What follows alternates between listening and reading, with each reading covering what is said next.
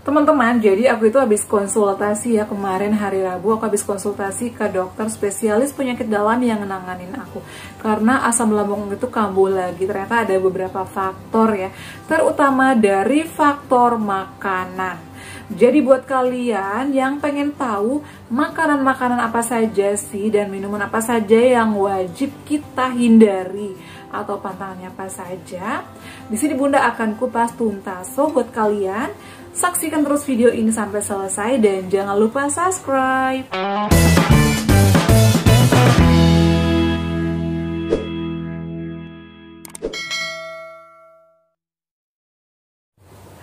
Assalamualaikum, halo semuanya, apa kabar? Selamat datang kembali di channel Diva dan Bunda. Kali ini Bunda akan kembali sharing pengalaman lagi ya. Ini terkait asam lambung GERD ya, atau gastritis, seperti yang Bunda alami selama ini ya.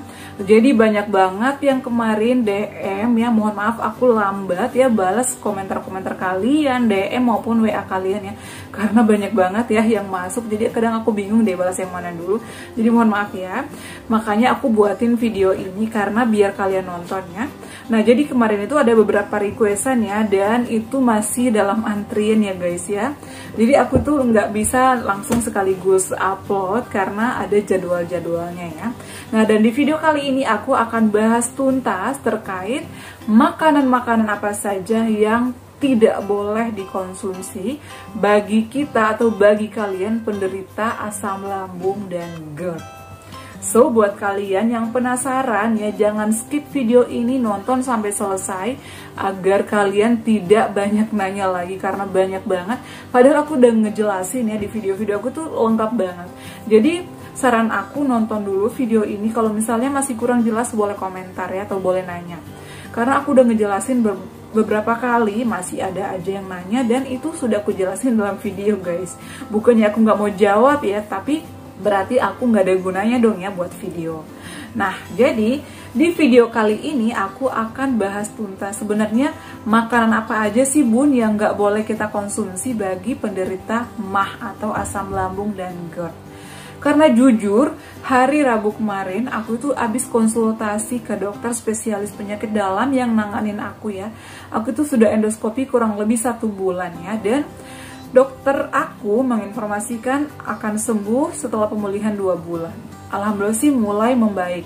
Tetapi aku itu bandel guys ya. Jadi aku itu nggak makan antara jam 7 ke jam 12. Karena biasanya aku itu makannya setelah makan jam 7 aku makan lagi jam 10. Tetapi karena pada saat itu aku itu telat makan karena banyak banget kerjaan di kantor, sehingga aku bukannya lalai ya, tapi emang benar-benar lupa saking banyaknya kerjaan. Padahal biasanya suami aku tuh udah ngingatin, Bun, kamu jangan lupa makan jam sekian-sekian. Tetap aja guys kelupaan. Dan alhasil itu lambung aku kambuh lagi. Nah, makanya aku langsung ke dokter ya, nggak mau nunggu lama-lama. Aku langsung curhat ke dokter, dok, aku kenapa ya sendawa lagi nih, gini-gini lagi. Dan ternyata itu aku telat makan. Yang pertama telat makan, kemudian yang kedua aku salah makan guys. Jadi kan teman-teman aku itu kalau misalnya lagi jam istirahat, mereka itu jajan apa aja ya, karena mereka sehat, nggak punya MAH dan asam lambung. Jadi mereka itu jajan apa aja, mau ciki, mau yang pedes-pedes. Tapi selama itu aku menghindari ya, karena aku tuh nggak mau kena asam lambung lagi. Karena aku nggak mau asam lambung aku kumat lagi. Aku takut dan trauma sebenarnya sama asam lambung. Sehingga aku tuh menghindari banget. Tetapi pada saat itu karena aku lagi capek kerja, aku pengen ngemil, dan cemilan aku di lemari aku di kantor itu habis. Aku mau turun ke bawah nyari, udah males banget dan hujan. Akhirnya aku nyomot dong cemilan temen aku, itu ciki ya, aku nggak usah sebutin namanya, dan itu gurih banget. Tetapi itu aku makannya tidak hanya ciki, aku makan pakai nasi putih. Nasi putih aku campur itu sama sayur, ternyata tetap aja berasa guys. Jadi hati-hati banget buat kalian yang menderita asam lambung, nggak boleh makan sembarang. Setelah aku konsultasi ke dokter, aku diomelin, bukan diomelin sih, tapi dikasih wejangan ya sama dokter, kamu mau sembuh nggak gitu. Jadi ya dok, maaf, nanti aku akan benar-benar teliti deh, jeli dalam memilih makanan. Dan akhirnya aku dikasih obat lagi, obat aku masih sama. Dan pada saat itu aku telat konsul karena aku tuh nggak ada libur dan kerjaan aku banyak banget. Nah, jadi dari situlah aku mendapatkan siraman rohani. Apa-apa aja makanan yang wajib aku jauhi ya, yang nggak boleh aku makan. Yang pertama adalah makanan pedas. Makanan pedas itu adalah yang mengandung cabai, merica, ya, atau lada. Itu aku hindari, ya, aku harus hindari. Mau itu ladanya sedikit, itu tetap aja nggak boleh ya, karena itu sangat memicu naiknya asam lambung kita. Jadi kata dokter aku, kamu bener-bener harus stop ya dengan makan cabai. Oke, siap dok. Jadi kalian, meskipun kalian, aku nggak bisa makan tanpa cabai, pengen sembuh nggak? Jadi jauhin dulu yang namanya cabai-cabean ya. Mau cabai hijau, cabai hitam itu sama aja guys ya. Mau cabai merah harus kita hindari. Kemudian yang kedua adalah makanan yang mengandung lemak ya, daging-dagingan yang merah ya. Jadi itu harus dikurangin. Kemudian goreng-gorengan, dan aku itu mulai makan gorengan karena menurut aku udah enakan deh aku makan gorengan, padahal aku makannya itu di apa sih namanya, sedikit-dikit gitu, ternyata masih berasa ya, karena mungkin belum pulih total ya. Jadi aku tuh nggak boleh makan yang goreng-gorengan, karena kalau misalnya makanan kita berlemak itu susah dicerna ya, dan itu menyebabkan asam lambung kita naik ke tenggorokannya, sehingga kita mengalami misalnya tenggorokannya sakit. Karena kemarin ada yang ngomong ya, ada yang WA Bun aku ini sakit tenggorokan banget sampai panas di dada. Jadi itu bisa dari faktor makanan guys ya. Nah jadi itu yang kedua ya, makanan yang berlemak, goreng-gorengan ya. Kemudian santan-santanan, jadi itu aku udah benar-benar stop banget dengan makan yang berbau santan, entah itu nasi uduk, entah itu santan lontong sayur dan lain-lain, aku benar-benar jauhin. Kemudian selanjutnya aku jauhi makanan-makanan yang mengandung ketan ya, karena ketan itu juga ternyata mengandung lemak ya, ada lemaknya, jadi itu susah banget dicerna, dan itu yang paling banget aku hindarin, karena meskipun aku cuma makan dikit ketan itu pasti langsung berasa ya, jadi itu sangat susah dicerna oleh lambung kita. Dan juga buat kalian untuk makan itu dikunyahnya itu harus halus ya, jadi jangan memaksa lambung kita untuk bekerja keras, karena jika kita kunyahnya itu tidak halus, berarti nanti lambung kita akan bekerja lebih ekstra untuk mencerna makanan kita. Nah apalagi kalau misalnya lambung kita udah gangguan atau udah ada kerusakan, misalnya ada peradangan, disuruh kerja keras lagi, itu benar-benar sangat nggak bagus. Jadi harus dikunyah sempurna ya. Nah kemudian aku juga disarankan untuk menghindari yang namanya bawang-bawangan. Itu yang keempat ya, bawang-bawangan. Mau bawang putih, bawang merah, bawang bombay, bawang emas, pokoknya nggak boleh banget ya. Karena aku ingatnya kenapa aku sering sendawa, karena pada saat awal-awal musim pandemi aku itu senang banget makan bawang putih karena katanya bagus untuk kekebalan tubuh. Ternyata itu sangat tidak bagus untuk lambung aku, bahkan lambung aku nggak terima, sehingga efeknya aku baru ngerasain saat ini. Ternyata itu nggak bagus ya. Jadi pada masa awal-awal pandemi, karena aku itu takut ya, aku kan kerjanya di layanan darurat COVID ya, jadi aku tuh takut banget penyakit-penyakit gitu ya.